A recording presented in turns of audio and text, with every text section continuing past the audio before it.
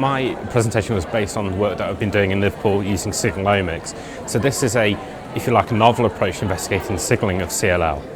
So patients who are currently undergoing therapy with drugs such as chemoimmunotherapy or even the more targeted approaches, though the changes that have been looked at before involve genetics and epigenetics, all the valuable data that they provide is really offset by the lack of a protein-based approach to complement that.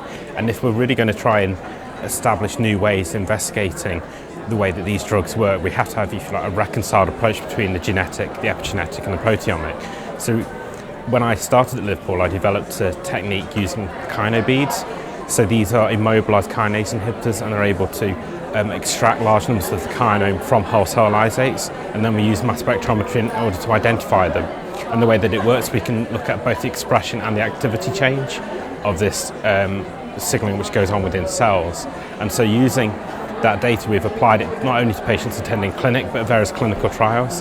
And what we've been able to show is that patients who are undergoing therapy have much more intensive signaling compared to those people who have never had therapy before. And so that's given us a real insight into the way that CLL cells are modulated by the impact of therapy.